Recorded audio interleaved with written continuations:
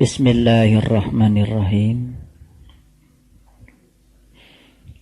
Assalamualaikum warahmatullahi wabarakatuh. Alhamdulillahi wahda, sadaqa wa'dah, wa nasyara abdah, wa a'azza zundah, wa hazamal ahjaba wahdah. Asyhadu an la ilaha illallah wahdahu la syarikalah, wa asyhadu anna Muhammadan abduhu wa rasuluh la nabiyya ba'dah. Allahumma salli ala Sayyidina Muhammad wa ala ali Sayyidina Muhammad kama sallaita ala Ibrahim wa barik ala Sayyidina Muhammad wa ala ali Sayyidina Muhammad kama barakta ala Ibrahim innaka Hamidum Majid. Subhanaka la ilma lana illa ma 'allamtana innaka antal alimul hakim. Subhanaka Allahumma rabbana wa bihamdika asyhadu an la ilaha illa anta astaghfiruka wa atubu ilaik. Astaghfirullahaladzim, astaghfirullahaladzim, astaghfirullahaladzim. Allazi la ilaha illa huwal hayyul qayyum wa atubu ilaih min jami'il ma'asi wa zunub la hawla wa la quwata illa billahil aliyyil azim. Allahumma alhimna rushdi wa a'idna min syarri nafsi. Allahumma aghnina bil ilmi wa zayyina bil hilmi wa akrimna bitaqwa wa zamilna bil afiyah. Allahumma anfa'na bima 'allamtana wa alimna ma yanfa'una wa zidna ilmana fiman wa sallallahu ala sayyidina Muhammadin wa ala alihi wa sahbihi wa barik wasallam. Mari kita sadari dengan sepenuh hati kita bahwa betapa tiada daya dan upaya kita di dalam kehidupan ini kecuali diberi kekuatan oleh Allah Subhanahu wa ta'ala. Mari kita sadari bahwa malam ini, saat ini kita telah dihadirkan oleh Allah di tempat ini karena kasih-Nya yang luar biasa untuk kita. Oleh karenanya mari kita syukuri kenikmatan ini dengan membaca hamdalah. Alhamdulillahirabbil alamin. Mari kita sanjungkan salawat dan salam kepada junjungan kita Nabi Allah yang agung, Nabi besar Muhammad Rasulullah sallallahu alaihi wasallam. Seraya bersalawat kepadanya. Allahumma salli ala Sayyidina Muhammad wa ala ali Sayyidina Muhammad. Mari kita bertawadu kepada Allah. Kita mohon ridho dan berkahnya. Semoga Allah membukakan pintu pemahaman bagi kita, memberikan kemudahan untuk mengamalkan apa yang kita fahami, sehingga berbuah perubahan pada diri kita menjadi lebih bernilai di dalam kehidupan ini. Seraya kita memulai majelis ilmu ini dengan membaca basmalah. Bismillahirrahmanirrahim.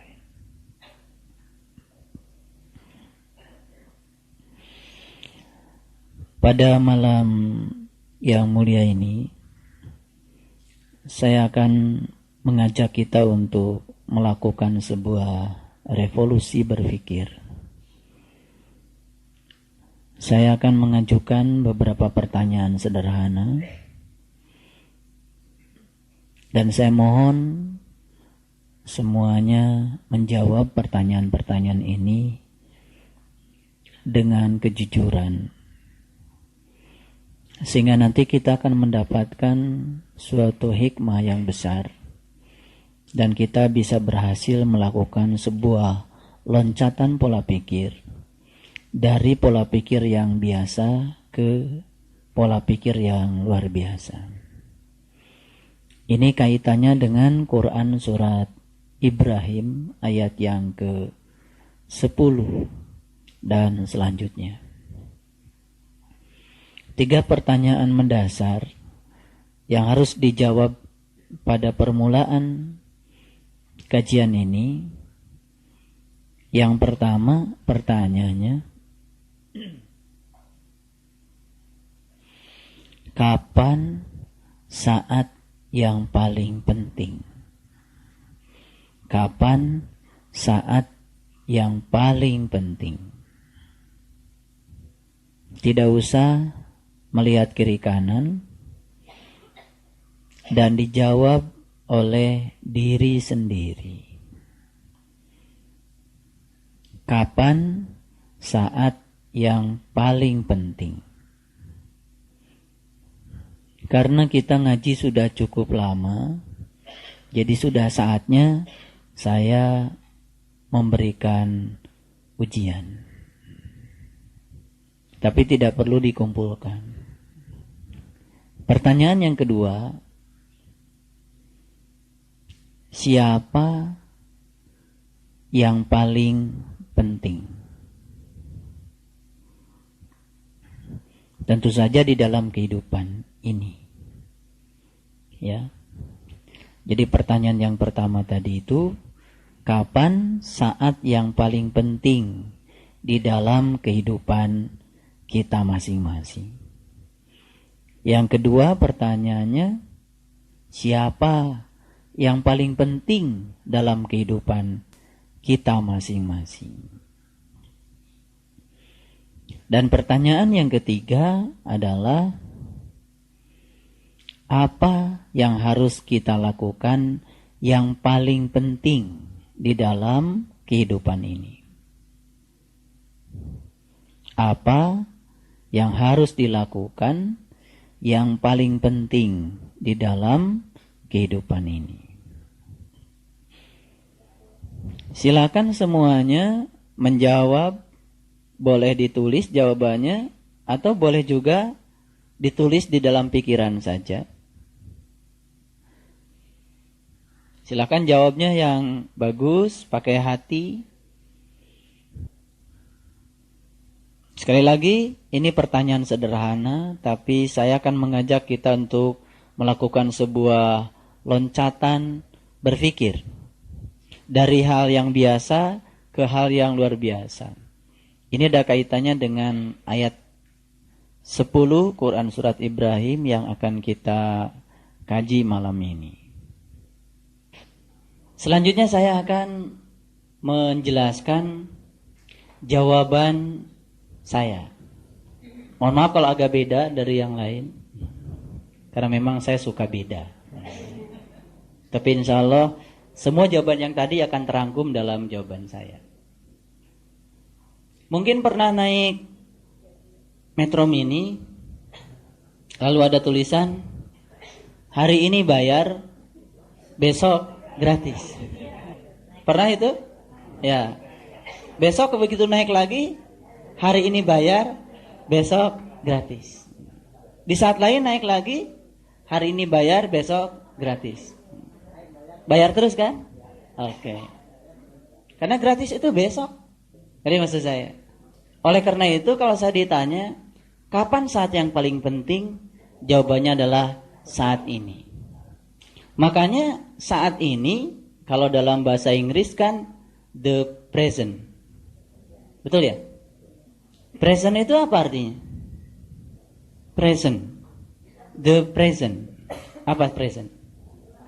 Present itu hadiah. Ya kan? Bukan. Bukan. Kalau kita lihat dalam bahasa Inggris, ya, betul, kita kan selama ini tahu the present tense, saat sedang berlangsung. Kalau past tense, itu sudah. Kalau future tense, yang akan datang. Tapi kalau kita lihat, present itu sebetulnya hadiah. Oleh karena itu, maka saat ini adalah hadiah. Kalau kita ingin tahu, apa sih hadiah yang paling besar untuk kita? Jawabannya adalah saat ini. Kenapa? Karena yang setelah berlalu itu tinggal sejarah. Tadi yang menjawab saat dimana saya akan, itu nanti akan tercapai belum? Belum tentu. Sebetulnya saat yang paling penting adalah saat ini. Ngerti? Belum ngerti juga. Sabar. Ini loncatan berpikir masalahnya. Kemudian kalau saya ditanya, siapa orang yang paling penting? Saya tanya orang kok. Siapa orang yang paling penting dalam kehidupan saya? Saya akan jawab, orang-orang yang sedang dekat dengan saya sekarang. Sebab saya tidak hidup di masa yang akan datang, saya juga tidak hidup di masa lalu. Saya sedang menghidupi hidup bersama dengan orang-orang yang ada di sini saat ini. Saya mau bahagia, saya mau sedih, sekarang. Kalau saya mau sedih, udah kelahi aja kita semua di ruangan ini semua. Betul nggak? Kalau saya ingin bahagia, mari kita senyum-senyuman semua, saling menghargai, saling peduli. Saat ini juga kita bisa bahagia. Betul? Kalau saya ditanya, pertanyaan yang ketiga, apa yang harus saya lakukan yang paling penting dalam kehidupan saya? Tentu saja, saya harus peduli pada orang-orang yang sedang dekat dengan saya sekarang. Ada yang punya suami dan suaminya tidak ada di sini sekarang. Ada yang punya istri dan istrinya tidak sekarang di sini sekarang. Kalau ditanya siapa yang paling penting? Yang paling penting yang ada di sini sekarang. Karena kita sedang berbagi kehidupan dengan orang-orang yang ada di sini sekarang. Paham maksud saya? Oke. Begitu keluar dari tempat ini, ada yang naik mobil bertiga, ada yang naik Metro Mini bersepuluh. Tanya lagi pada diri kita, kapan saat yang paling penting? Jawabannya apa? Saat ini. Saat ini yang sudah berlainan dengan yang sekarang, tapi tetap saat ini. Betul.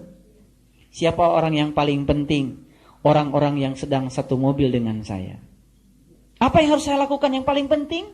Saya peduli kepada mereka dan melakukan yang terbaik untuk mereka. Besok jam 5 pagi bangun dari tidur. Tanya lagi diri kita, kapan saat yang paling penting? Sekarang. Siapa orang yang paling penting?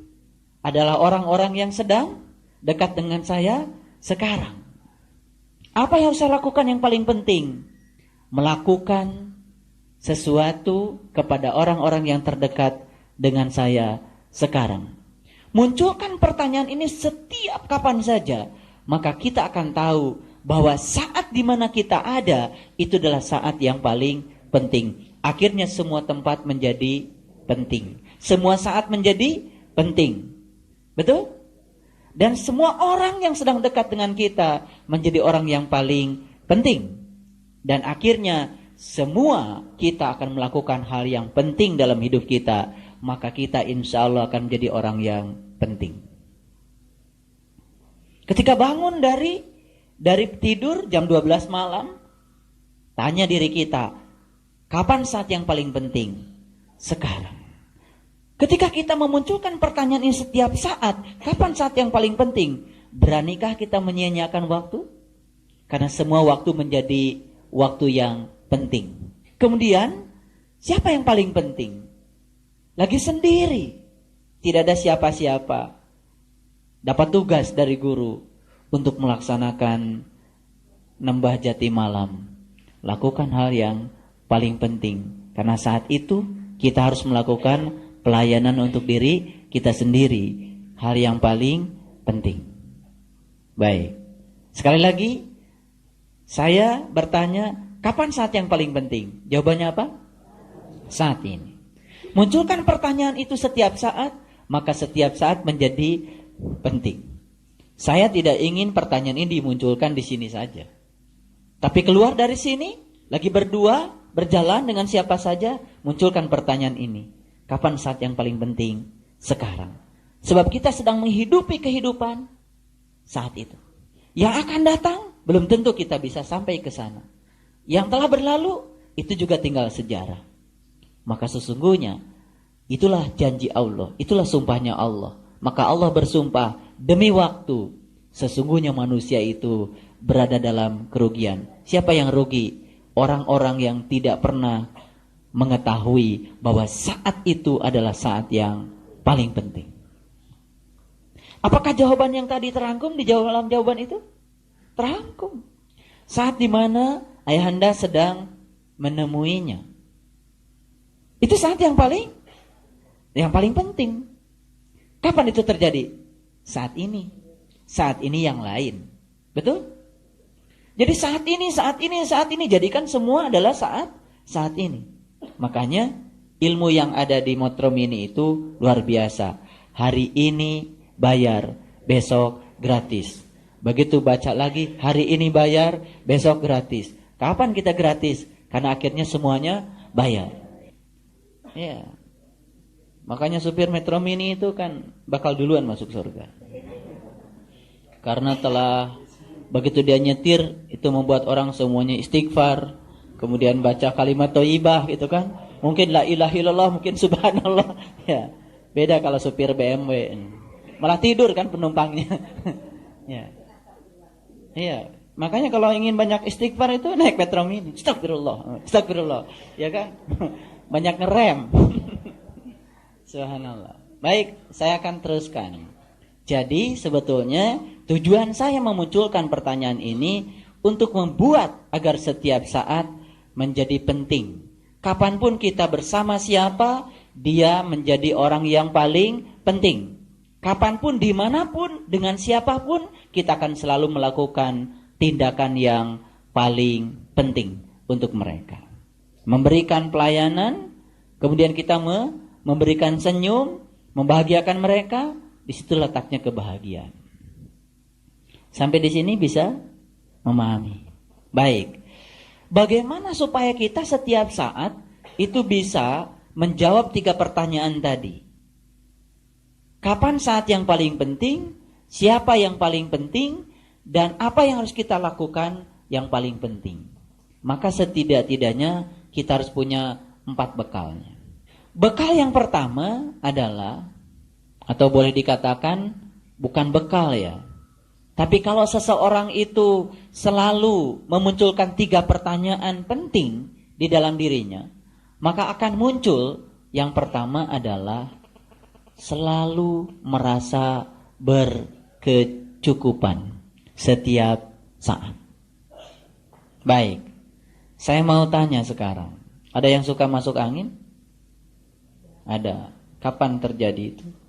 Kalau perutnya kosong. Salah siapa itu?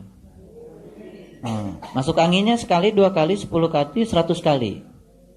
Oh, berarti perut kosongnya sering ya? Nggak apa-apa, memang kita kan suka begitu ya, melakukan hal yang salah berulang-ulang. Tapi intinya bukan itu. Ketika cuaca buruk, mungkin saja ada orang punya tubuh sangat terpengaruh oleh cuaca buruk. Karena ketahanan tubuhnya tidak kuat. Betul nggak?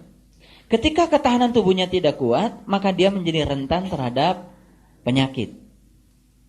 Kenapa ketahanan tubuhnya tidak kuat? Karena dia tidak bisa menjaga ketahanan tubuh. Salah satunya tadi, sering perut kosong. Ya kan? Atau mungkin makan sih makan, tapi nggak disiplin. Ya kan? Tidak pernah memperhatikan keseimbangan gizi. Ya kan? Dan lain-lain, tentu saja banyak hal. Tapi intinya, ketika tubuh kita rentan terhadap penyakit, daya tahan tubuh kita itu menjadi sangat buruk ketika cuaca buruk, maka dengan sendirinya cuaca buruk menjadi sangat mudah berpengaruh terhadap kesehatan kita. Bagaimana caranya supaya cuaca di luar kita yang buruk tidak berpengaruh pada kesehatan tubuh kita? Satu-satunya cara adalah meningkatkan ketahanan tubuh kita. Paham? Oke. Cuaca buruk saya umpamakan saja kehidupan.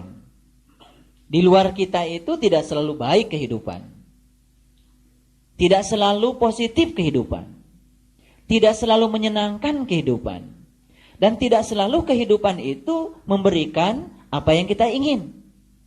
Lalu ketika kita mendapat yang tidak kita ingin, anggap saja di luar diri kita sedang ada cuaca buruk. Di dalam diri kita ada yang bernama jiwa. yang jiwanya ringkih, gampang masuk angin.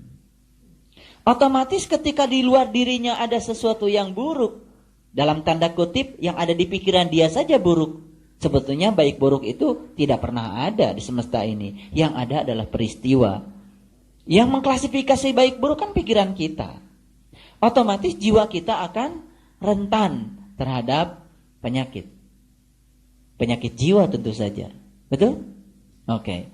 Maka tugas kita adalah mengelola baik dan buruk itu secara harmoni. Coba perhatikan lampu ini. Nyala nggak lampu? Kenapa nyala? Ada setrum. Kenapa setrumnya bisa ada? Ada?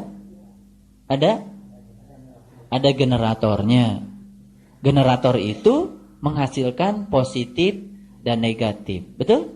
Sama seperti baterai. Ada positifnya, ada negatifnya.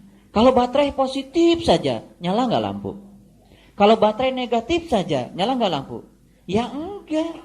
Jadi sebetulnya positif dan negatif di semesta ini justru untuk membuat agar lampu kita menyala. Kalau kita bisa membuat yang positif dan negatif itu menjadi harmoni. Jadi ini bisa nyala karena apa? Positif dan negatifnya itu dikelola sedemikian rupa sehingga menjadi harmoni. Akibatnya nyala. Nah coba, lampu yang ada di dalam diri kita, kapan dia nyala? Ketika hidup kita positif terus? Enggak. Ketika hidup kita negatif terus? Makin gelap. Ketika kita bisa melampaui positif dan negatif dengan cara yang sama, lampu kita pasti akan tetap nyala. Sering gelap lampu kita? Sering. Kenapa itu? Koslet.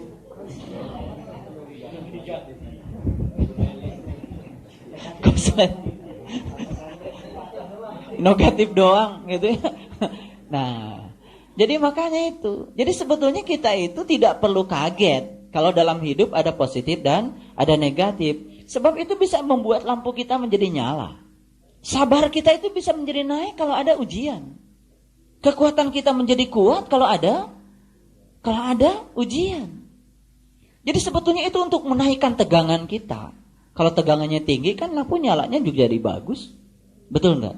Jadi perlu sebetulnya kita itu melihat kehidupan itu dua-duanya, positif dan negatif. Tapi tugas kita adalah mengharmonikan agar positif negatif itu menjadi serasi. Sehingga lampu kita nyala.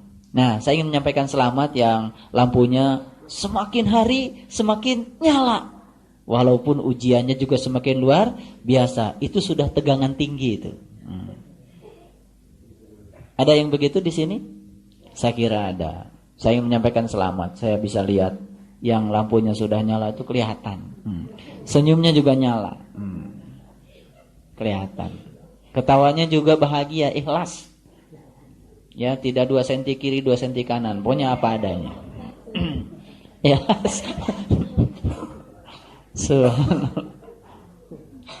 Nah, ketika kita itu bisa memunculkan 3 pertanyaan penting setiap saat, maka yang pertama yang akan kita dapat adalah kita akan merasa berkecukupan setiap saat.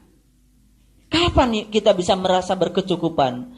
Ketika tidak punya lagi keinginan untuk lebih dari yang lain. Ketika kita masih merasa saya ingin lebih dari tetangga saya. Saya ingin lebih dari teman sekantor saya. Saya ingin lebih dari komunitas saya. Perasaan lebih itu sesungguhnya sering menyiksa kita. Sehingga kita sering bekerja dan bersaing untuk menjadi yang lebih dari yang lain. Sebenarnya ketika perasaan lebih itu kita pelihara, kita sedang meniadakan perasaan berkecukupan. Dan itu sesungguhnya nafsu. Tak terasa. Ketika kita merasa ingin lebih, ya, dalam segala hal, termasuk juga yang bersifat spiritual, ada ingin lebih dari yang lain. Tapi lebihnya itu berdasarkan hawa nafsu, supaya dirinya itu menjadi lebih dari yang lain. Itu sebetulnya tidak bersyukur juga. Masih belum merasa berkecukupan. Oke? Yang kedua, ketika kita mampu memunculkan 3 pertanyaan yang tadi setiap saat, maka akan muncul yang kedua. Apa itu? kita akan lebih cerdas lagi mengelola apa yang disebut dengan harapan. Saya mau tanya, punya harapan? Punya keinginan? Nah, saya kasih tahu. Ketika kita punya keinginan, lalu kita memaksa agar keinginan menjadi kenyataan, sebetulnya kita sedang membuat kita menderita. Dan itulah sesungguhnya penderitaan hidup. Karena kita sering memaksakan agar keinginan menjadi kenyataan. Maka saya kasih tahu ilmunya. Keinginan dan harapan itu hanya sebatas energi awal saja, agar kita memulai saat ini juga. Ngerti maksud saya? Sebagai energi awal agar kita memulainya saat ini juga. Harapan, target, keinginan tidak usah dipikirkan bagaimana mencapainya, tapi memulai saja saat ini juga. Justru ketika tidak memikirkan untuk mencapainya, maka kita akan begitu mudah mencapainya. Dan kita tidak banyak menyia-nyiakan waktu. Baik, saya kasih contoh. Ini barangkali sering saya katakan di sini.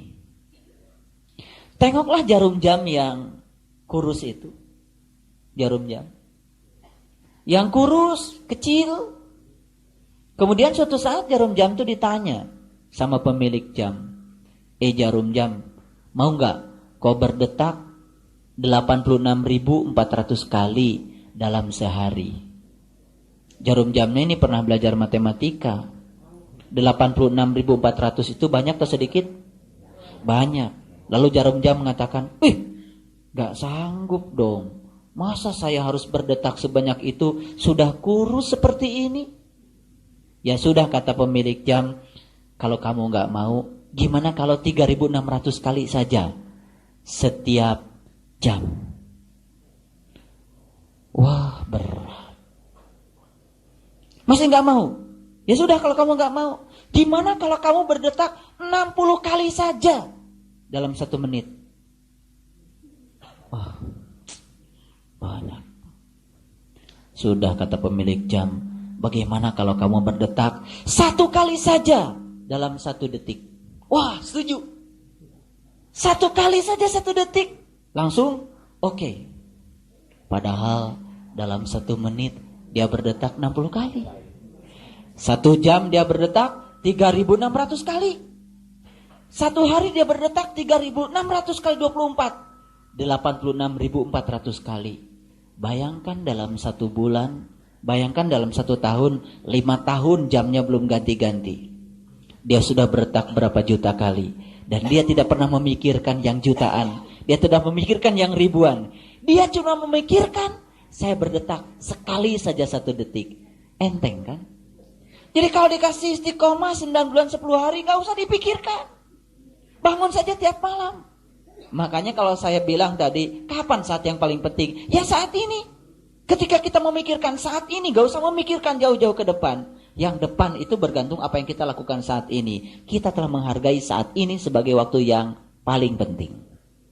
Pulang dari sini, ayahanda mau pergi ke Bogor. Tes dulu lampunya. Begitu dites lampunya, cuma 20 meter.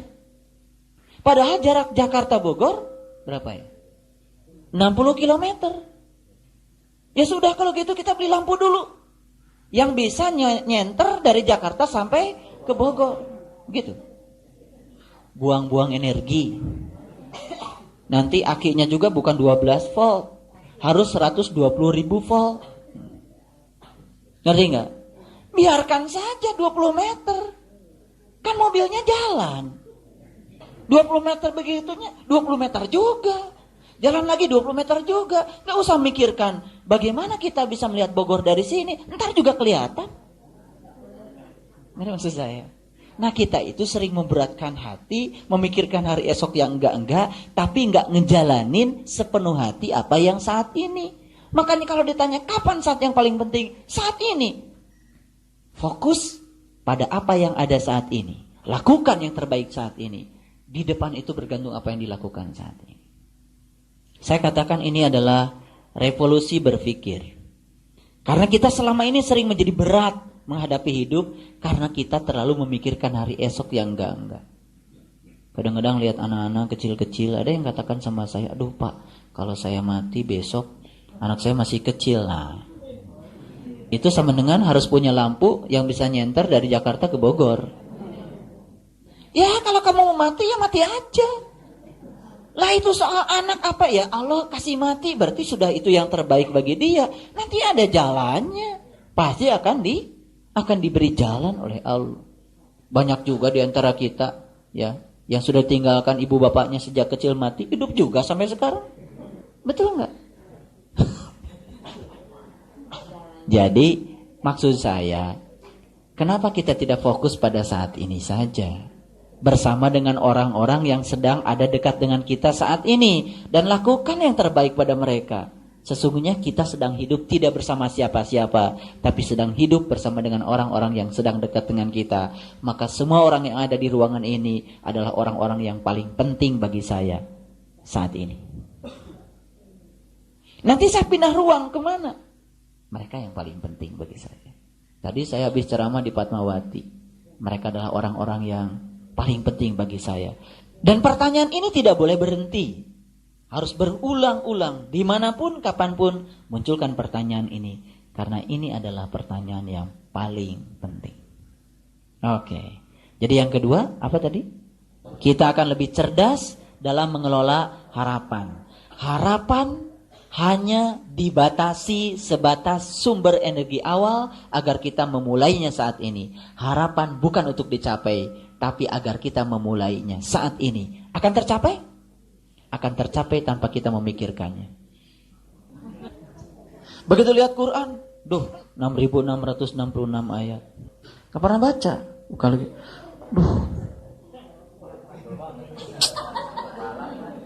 tebal banget.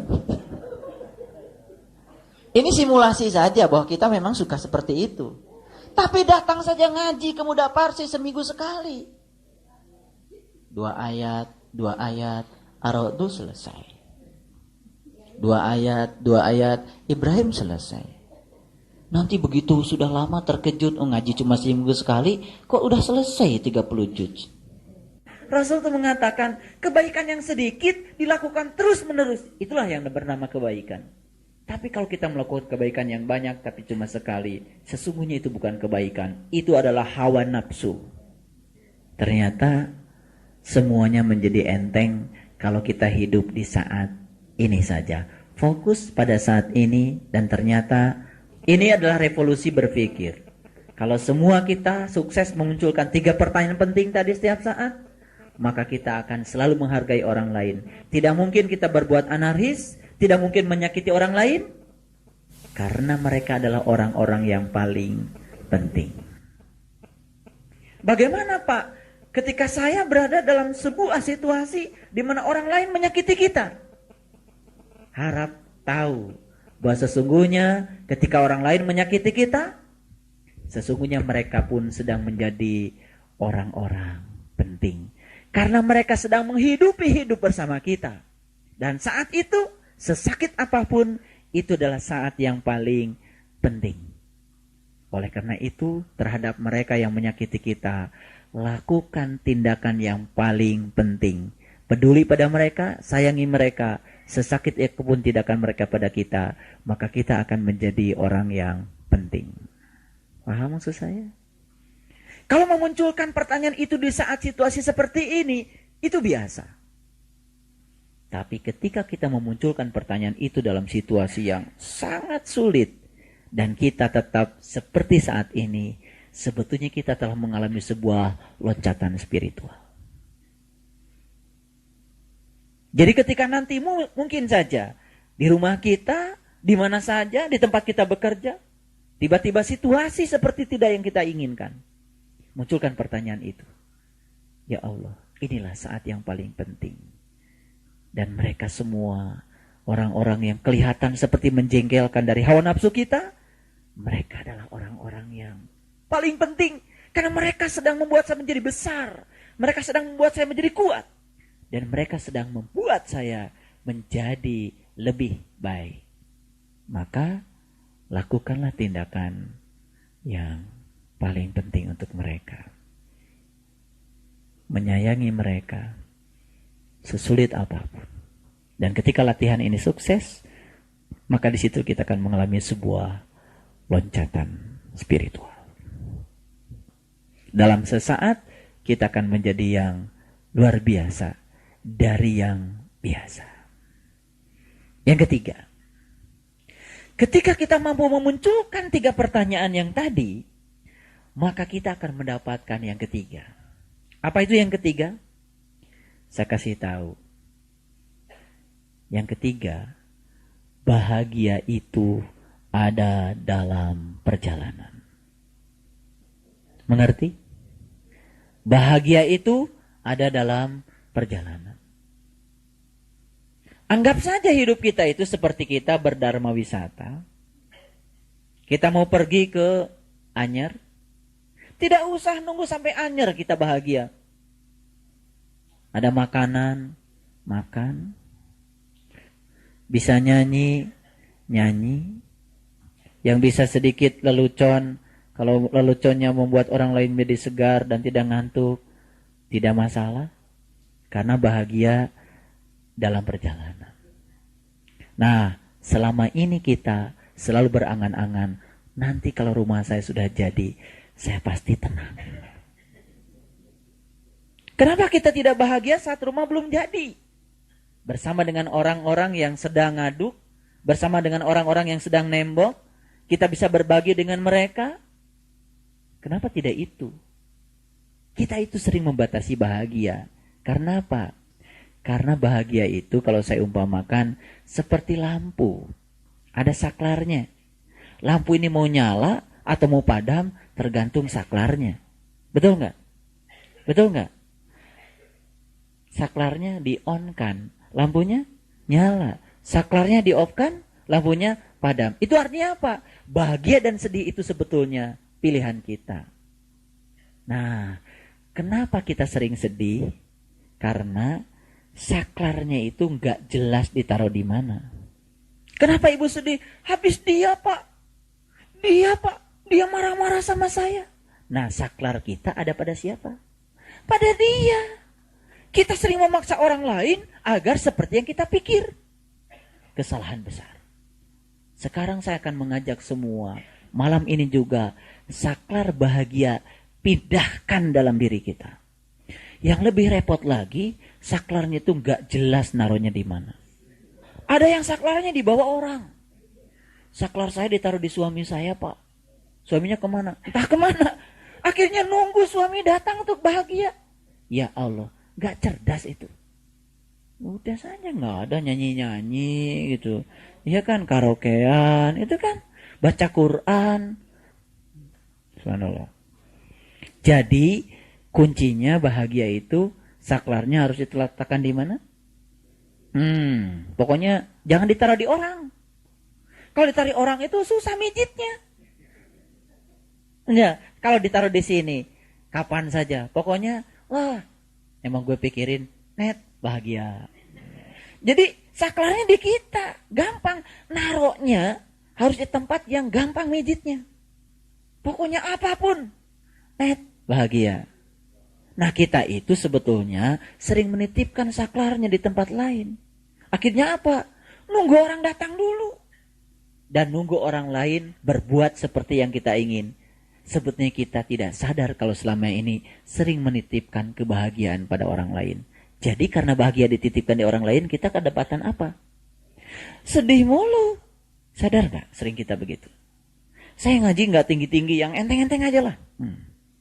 Yang enteng-enteng. Udah masuk ke Ibrahim ini, yang enteng. Tapi perlu kecerdasan. Karena yang biasa ini kalau dikelola oleh kita secara cermat, ini akan membuat kita menjadi luar biasa. Oke, yang ketiga, bahagia dalam perjalanan. Ngerti maksud saya? Gak usah, nanti kalau saya udah nyampe rumah bahagia. Gak usah. Di jalan bahagia, di rumah bahagia, dimanapun bahagia. Nanti kalau saya udah naik pangkat bahagia. Gak usah nunggu naik pangkat. Sekarang aja bahagia. Saklarnya udah di tangan kita. Tinggal net. Bahagia. Pokoknya nanti kalau ada orang lagi sedih-sedih. Emang saklarnya taruh di mana, Bu? Gitu. Ya kan? Kalau ada orang kirim SMS ya agak sedikit-sedikit sedih, emang saklarnya taruh di mana, Bu? Gitu. Ya biar ingat saklarnya tarik lagi ke dalam dirinya. Iya, ngapain saya sedih? Net. Ah, bahagia. Ngerti nggak saya? Harus dijelaskan kayak gini baru ngerti. Ini sebetulnya mutiaranya Al-Quran. Quran itu mendidik kita untuk bahagia setiap saat. Cuman karena saklarnya ditaruh di mana-mana, bahkan yang nggak jelas itu kita nggak tahu naruhnya di mana. Saklarnya dibawa kemana-mana. Kadang-kadang yang lebih repot lagi, saya Pak nanti bahagia. Kalau tabungan saya sudah 500 juta. Saklarnya ada di 500 juta. Nah yang 500 jutanya entah di mana. Sampai mati saklarnya nggak kita dapat. Yang 500 juta nggak dapat sampai mati sedih mulu. Gak rugi nggak kayak gitu? Subhanallah.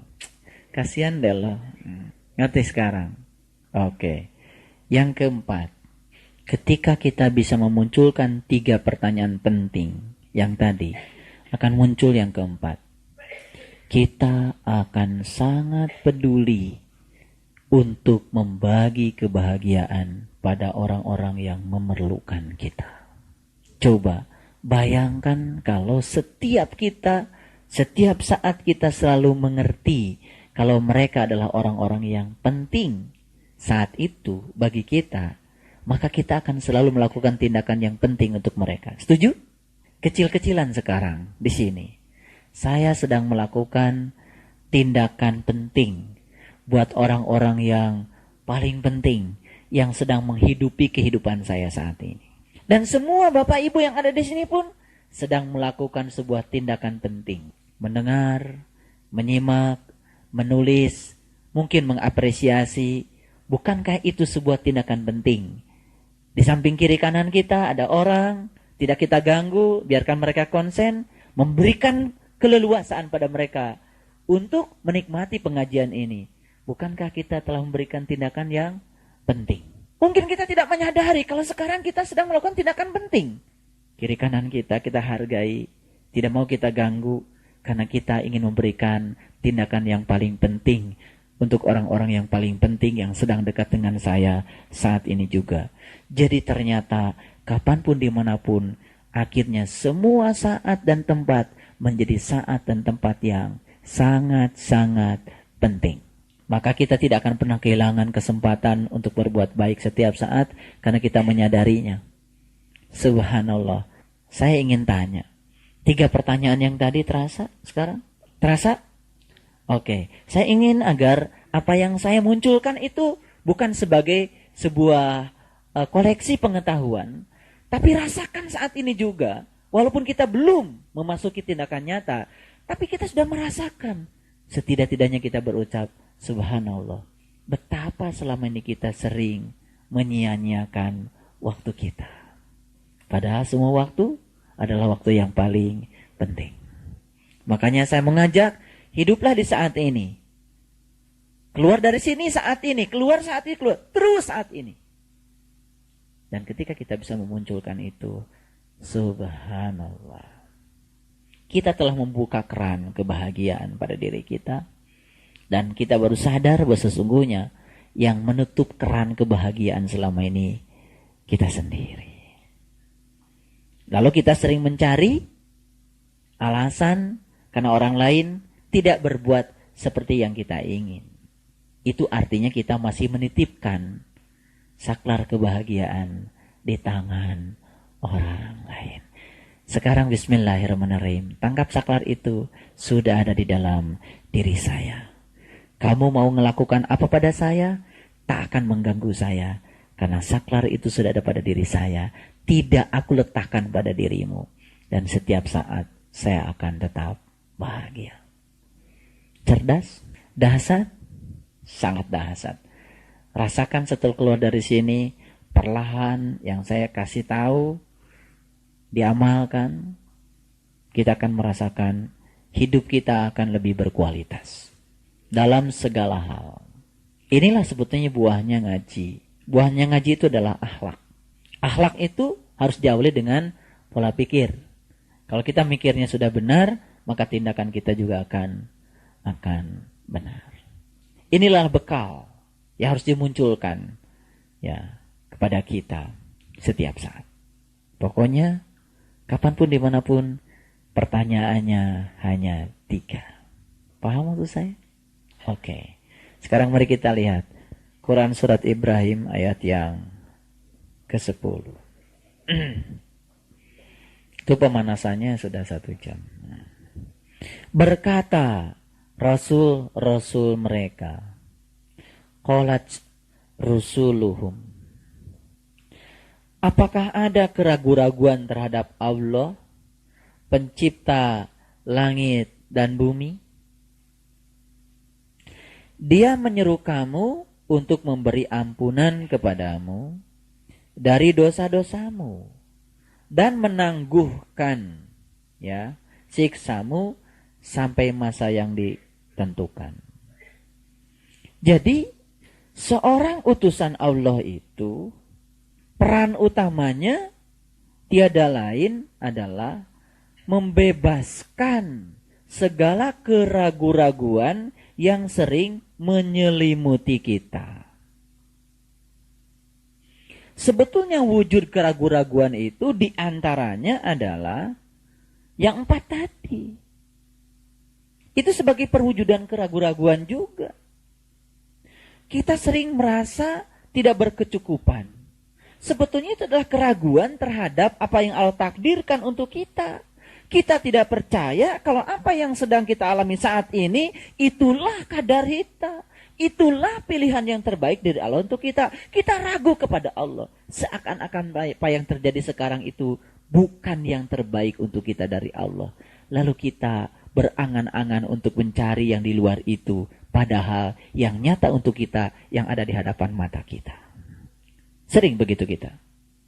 Sering. Dan keraguan-raguan itu menyelimuti kita setiap saat. Akibatnya apa? Keraguan-raguan itulah juga yang menyebabkan kita menjadi tidak cerdas di dalam mengelola harapan. Lalu kita membiarkan diri kita diombang-ambing oleh keinginan kita. Tanpa kita tahu bagaimana membatasi keinginan agar keinginan tidak menjadi Tuhan kita. Lalu kita sering dipaksa oleh keinginan kita dengan kata harus. Pokoknya harus ini, pokoknya harus itu, pokoknya terus harus. Ketika kita dalam hidup masih didominasi oleh kata harus yang dimunculkan oleh diri kita sendiri, semakin sering mengatakan kata harus, sesungguhnya kita sedang membiarkan diri kita dipertuhan oleh yang namanya penderitaan. Saya kasih tahu, imunisasi yang paling dahsyat agar kita, jiwa kita itu tidak mudah terombang-ambing oleh cuaca buruk di luar diri kita adalah merasa berkecukupan. Terutama merasa cukup dengan Allah. Kapan seseorang merasa cukup dengan Allah? Ketika dia tidak ragu lagi kepada Allah. Dia yakin apapun yang terjadi, itulah bagianku dari Allah. Itulah kasih Allah yang luar biasa untukku. Jangan menganggap kesulitan itu sebagai penderitaan. Karena kesulitan adalah kasih Allah. Dan jangan menganggap kesenangan itu adalah merupakan suatu kebahagiaan. Karena bisa jadi kesenangan itu adalah Allah sedang menguji kita. Banyak orang yang sukses diuji dengan kesulitan. Tapi banyak orang yang gagal diuji dengan kesenangan. Kenapa kita masih memilah dalam hidup ini? Kalau kita bandingkan diri kita dengan tetangga kita, kita bandingkan ekonomi kita dengan ekonomi orang lain, tidak perlu. Jadilah diri kita sendiri. Karena itu yang terbaik bagi kita. Maka kuncinya adalah merasa berkecukupan dengan menghilangkan segala keraguan-raguan yang ada pada diri kita. Mulai sekarang, hilangkan semua keraguan pada Allah. Dan yakin apa yang terjadi pada diri kita saat ini adalah pilihannya yang terbaik untuk kita. Saat ini juga kita akan merasa berkecukupan. Tidak sukses dengan cara seperti itu, munculkan 3 pertanyaan penting tadi. Setiap saat. Maka perasaan berkecukupan itu akan selalu menjadi milik kita. Baik, yang berikutnya. Ya. Apakah ada keraguan-raguan terhadap Allah? Ya, pencipta langit dan bumi. Dia menyeru kamu untuk memberi ampunan kepadamu dari dosa-dosamu. Saya ingin kasih tahu. Sebetulnya kita selama ini menganggap bahwa ampunan itu berwujud sebuah penghapusan catatan amal yang dilakukan oleh Allah di dalam buku amal kita tanpa kita tahu. Padahal sesungguhnya ampunan Allah itu nyata dan terasa oleh kita. Ketika kita bisa keluar ya dari situasi, bukan situasi yang sempit menjadi lapang, bukan. Kelapangan itu bukan di luar diri kita, tapi di dalam diri kita. Ketika kita bisa merasakan sebuah rasa yang lebih damai, lebih nyaman, bahkan mungkin kita belum bisa keluar secara physically dari satu situasi kepada situasi yang lain, sebetulnya ampunan Allah di situ sudah mulai hadir. Karena dia berwujud energi dan kita bisa merasakannya. Makanya bersyukurlah ketika kita merasakan, alhamdulillah, saya merasakan kok lebih enteng. Karena sekarang manusia itu sedang berhijrah kebanyakan dari satu kegelapan kepada kegelapan yang lain. Sangat sedikit manusia yang hijrah dari kegelapan kepada yang terang benderang. Sebab untuk hijrah dari situ diperlukan pengorbanan. Makanya kita saksikan di mana-mana yang ada adalah kebencian, kemarahan, iri hati, bahkan banyak orang ya hanya untuk ya mengukuhkan ego keyakinannya. Lalu dia merasa berhak untuk menjustifikasi keyakinan orang lain. Dan dia seperti berhak untuk menyakiti siapapun karena dia merasa sebagai yang terbaik untuk dirinya dari Allah. Dan itu adalah suatu kesombongan. Jadi ketika kelembutan sudah mulai datang, itu sebetulnya ampunan sudah datang. Ketika kebijaksanaan sudah mulai datang, kearifan sudah mulai datang, itu artinya keampunan sudah mulai datang. Subhanallah. Sebetulnya taubat yang sesungguhnya itu adalah ketika kita betul-betul kembali kepadanya. Bukan nangis, bukan apa, tapi betul-betul kembali sebagaimana kita adanya saat dimana kita belum dilahirkan ke sini. Makanya taubat yang sebenarnya adalah saat dimana kita menyatukan diri kita dengan Dia. Itulah taubat. Subhanallah. Sekali lagi saya ingin menyampaikan selamat bahwa kita telah dipilih oleh Allah untuk mendapatkan ini. Mudah-mudahan kita bisa menjadi orang-orang yang amanah. Baik, kita teruskan. Mereka berkata, siapa mereka di sini? Ini kan surat Ibrahim itu lebih banyak percakapan antara ya Rasul dengan orang-orang yang anti Rasul, yang menentang. Mereka dihadirkan memang untuk membuat sang Rasul menjadi besar. Seperti negatif dan positif. Jadi kehebatan Nabi Muhammad di situ. Mampu mengharmonikan negatif dan positif menjadi cahaya. Jadi tugas kita adalah mengharmonikan positif dan negatif menjadi cahaya. Tuh. Ya. Jadi kalau, Pak, saya gelap terus. Nah, itu belum harmoni positif dan negatifnya. Baik, kita teruskan. Ya. Kamu tidak lain hanyalah manusia seperti kami juga. Kamu menghendaki untuk menghalang-halangi kami dari apa yang selalu disembah nenek moyang kami. Karena itu datangkanlah kepada kami bukti yang nyata. Jadi sebetulnya kesulitan manusia sekarang ini adalah keluar dari persepsi dan literatur masa lalunya. Kita belajar agama, mohon maaf, kebanyakan bukan dari kitab suci. Kita belajar agama kebanyakan dari literatur yang ada, yang sudah menjadi pola pikir masyarakat kebanyakan. Jadi ketika saya mengajarkan amal soleh itu apa, menurut Quran, sulit kita menerimanya. Karena kita sudah diajarin yang namanya amal soleh itu sebagaimana yang kita persepsikan selama ini. Jadi di Quran ada kata-kata, وَمَنْ كَانَ يَرْجُ لِقَاءَ رَبِّهِ فَلْيَعْمَلْ عَمَلًا صَالِحًا. Barang siapa yang ingin jumpa dengan Tuhannya, lakukan amal soleh. Sulit menerima itu. Sulit menerima itu. Padahal itu statement yang sangat jujur. Tapi karena kita dibelenggu oleh pengertian amal soleh sebagaimana yang berkembang di masyarakat pada umumnya. Itu turun-temurun dilahirkan oleh nenek moyang kita. Lalu ketika ada revolusi pemikiran, nah orang yang melakukan revolusi itu dianggap sedang melakukan upaya menghalang-halangi apa yang diajarkan oleh nenek moyang kita. Lalu apa yang terjadi? Dan kita lakukan, wah ini penistaan, ini adalah penodaan. Sangat relatif. Penistaan kata siapa? Penodaan kata siapa? Nah Allah itu tidak pernah ya merasa dinistakan dan merasa dinodai. Allah itu maha segalanya. Semua orang beriman tidak akan mengubah kemuliaan Allah. Semua orang kafir juga tidak akan mengurangi kemuliaan Allah. Sebetulnya apa yang kita lakukan itu untuk diri kita sendiri. Itu sebabnya spiritual itu sangat individual. Makanya kita tidak berhak untuk memaksakan keyakinan kita pada orang lain. Dan kita juga tidak berhak orang lain agar mengakui keyakinan kita. Lana a'maluna walakum a'malukum. Sendiri-sendiri. Jadi sebetulnya kita ini sekarang sedang melihat ya produk dari proses pendidikan agama. Saya tidak mau menjustifikasi pendidikan agama selama ini prosesnya seperti apa. Lihat saja hasilnya. Hasilnya adalah kita menyaksikan begitu melihat manusia yang rentan terhadap situasi yang di luar dirinya.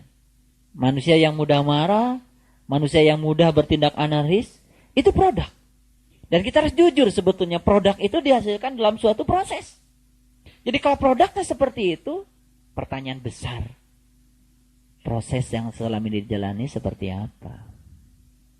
Itulah barangkali tugas kita semuanya. Kita tidak cukup ya menafkahi diri kita dengan apa yang kita dapat. Itu juga mesti egois. Ada tugas baru bagi kita. Bagaimana kita menjadi hidup? Maka kita harus mampu memberi kepada orang lain agar kita bisa hidup. Makanya tugas dakwah tidak hanya ada di tangan saya. Semua kita harus mendakwahkan dengan kapasitas kita masing-masing. Ada yang mendakwahkan dengan sabar yang luar biasa. Ada yang mendakwahkan dengan ikhlas yang luar biasa. Ada yang mendakwahkan dengan harta yang punya. Silakan kita memilih cara dakwah kita masing-masing. Intinya adalah bagaimana kita menjadi bernilai bagi orang lain. Menjadi para utusan Tuhan. Menjadi kepanjangan tangan Tuhan. Biarpun orang lain mengejek seperti itu. Kamu kan hanya manusia biasa seperti saya. Lalu kita mau mencari manusia yang seperti apa dalam hidup ini? Yang sakti, yang bisa berjalan di atas air, yang bisa terbang seperti burung. Kalau yang terbang seperti burung, ya burung. Yang bisa berjalan di air, ya ikan. Manusia bukan ikan, bukan burung. Makanya saya pernah katakan di tempat ini, kalau ingin sempurna hidup, belajarlah untuk menjadi apa adanya. Burung menjadi sangat berguna kalau dia memerankan diri sebagai burung. Anjing menjadi sempurna perannya kalau dia memerankan diri sebagai anjing. Mulia. Itulah tasbihnya dia. Tasbihnya dia menggonggong tasbihnya. Kucing menjadi kucing ketika memerankan diri sebagai kucing.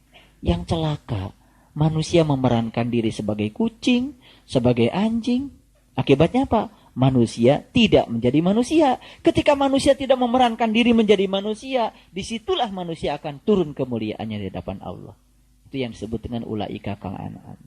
Nah, makanya tugas kita adalah menemukan peran kita. Ya. Jadi jangan kecil hati dengan peran kita. Wah, saya Pak, perannya cuma tukang sapu. Itu peran yang luar biasa. Tiap hari bikin bersih halaman, bikin bersih taman, itu peran. Dan kalau kita menyadari peran itu juga menjadi berkah.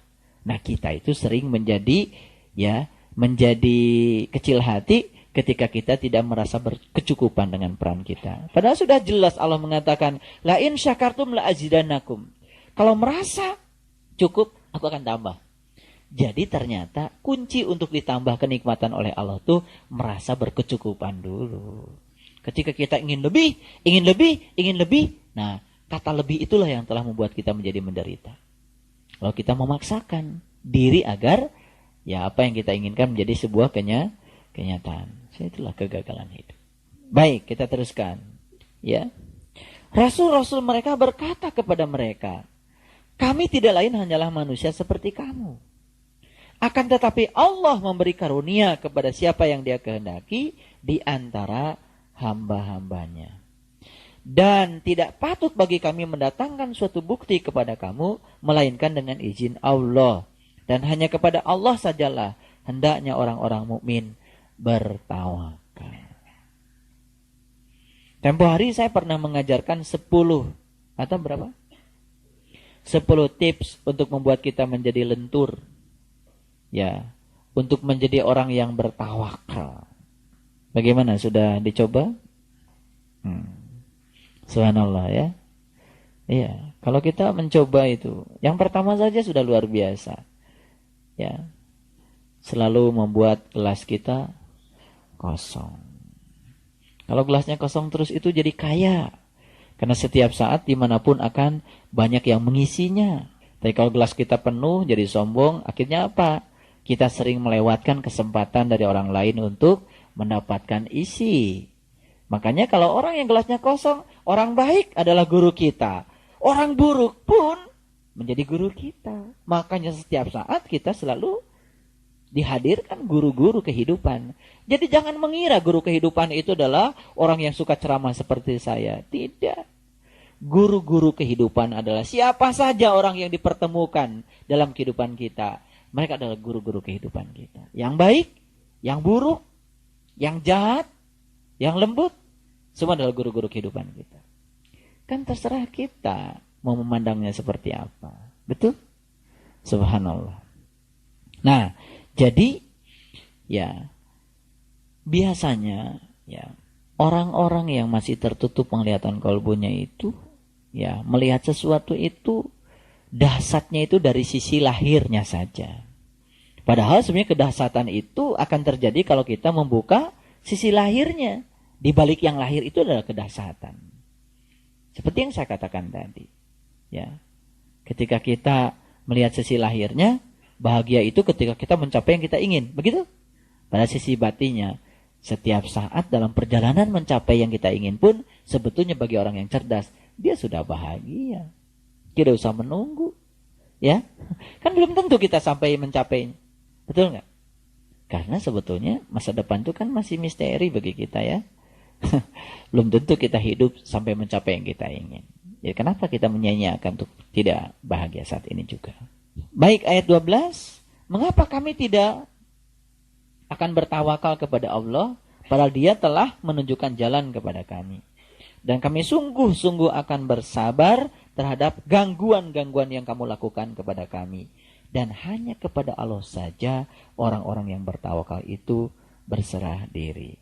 Jadi dari ayat 10 sampai ayat 12 itu adalah bagaimana Allah mengajarkan kita bersikap di dalam hidup untuk bisa tetap damai di dalam menerima gangguan-gangguan dari siapapun.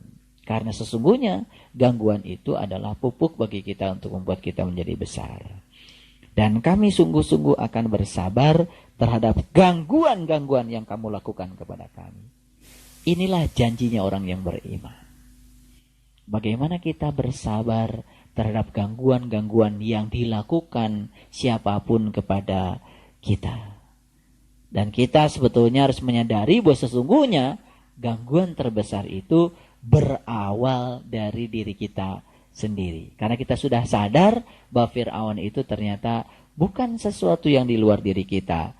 Bukan sekedar sosok manusia dalam sejarah, tapi Fir'aun itu adalah keinginan-keinginan kita yang sering menggeser kita dari sisi kanan ke sisi kiri. Sesungguhnya itulah perwujudan Fir'aun juga bagi kita. Nah, bagaimana kita tetap bersabar, terutama melawan ya hal-hal buruk yang ada di dalam diri kita, sehingga kita tetap istiqomah di dalam menjalani kehidupan ini dan bertawakal dan berserah diri kepada Allah saja.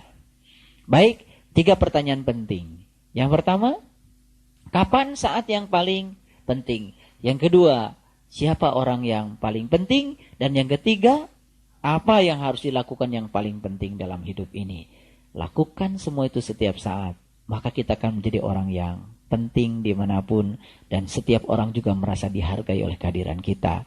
Maka kita akan menjadi orang yang ada dan ada, bukan menjadi orang yang ada tapi tiada. Insya Allah hidup kita akan menjadi bernilai. Shadaqallahul adzim. Assalamualaikum warahmatullahi wabarakatuh.